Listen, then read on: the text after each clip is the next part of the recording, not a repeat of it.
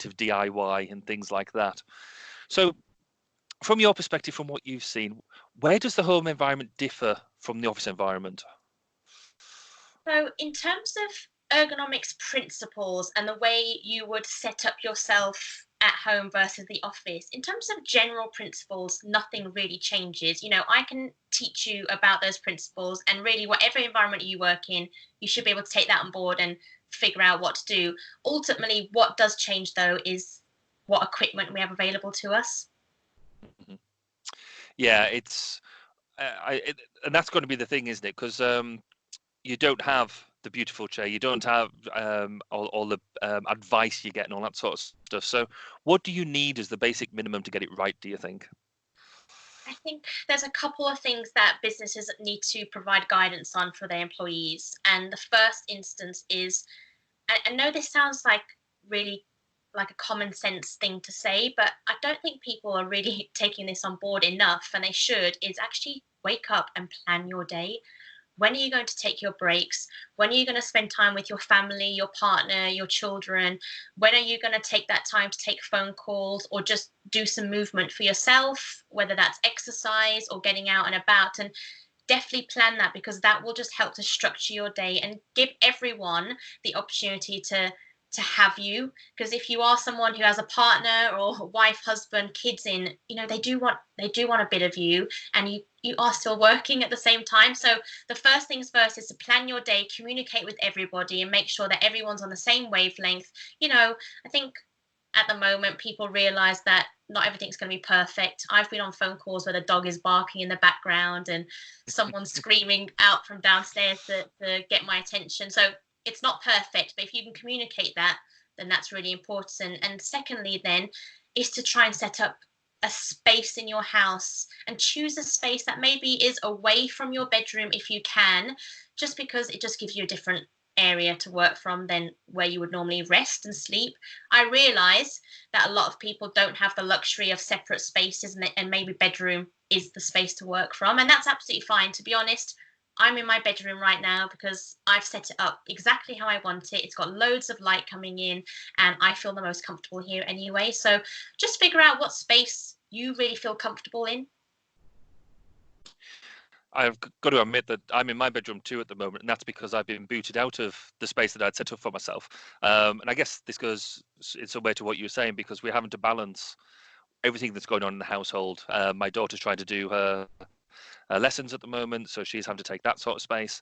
And also, what do you think about experimenting with different areas? Because surely it's just going to take time for us to get used to it, isn't it?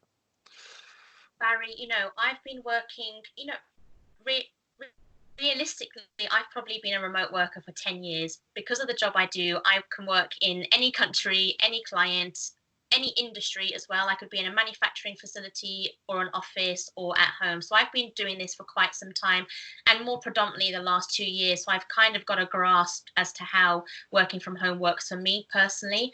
And I have to say, it's not something that happens overnight. It takes time to figure out what works well for people. Honestly, we've got a study downstairs, and I really like being in the study because I can close the door. It's got quite a lot of light coming in, and it's got a proper desk and chair. Having said that, though, it's right on the side where cars drive past, and so it Mm. does become quite noisy. And so for me, when I'm doing focused work or getting on phone calls, I come up to the other side of the house in my bedroom to make that happen. So it is going to take time for people. Like, I would say to people, don't stress if you haven't found the perfect space at home yet. And it might take a few days, and it might take a couple of weeks for you to really get that proper space for you. So don't stress about that. It will take time, and just work with it. That's really cool. You mentioned about the having a set up office. Do you think we need to buy the expensive bits of kits? Because there's, I don't know about you, but I sort of look at the Amazon and places where you can go and buy stuff, and suddenly the ergonomic chair, the ergonomic mouse, are you pushing that sort of stuff, or do you think how would you think we should be looking around equipment at the home? I think, as always, it's about assessing what you've got at home. What have you actually got? Have you got a table and chair? And what does that look like? Have you got a laptop? Have you got equipment already with that laptop? And if not, what can we decide from that? And what do you need to get? Do I think that people need to go and buy the most expensive ergonomic equipment on the market? Absolutely not. You know, do I think that good ergonomic equipment does make for a better workplace? Absolutely, I do. And I think employers would be doing their employees a disservice if they weren't looking at good, robust, adjustable equipment for their staff. I think that's ultimately important.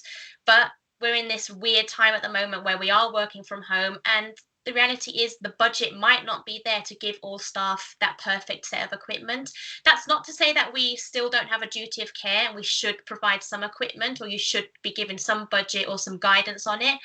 But no, we don't need to go buy all this fancy equipment for home. We can do with a few bits of really good equipment and do a bit of DIY. I saw a colleague having made a laptop stand out of an old Haribo tub.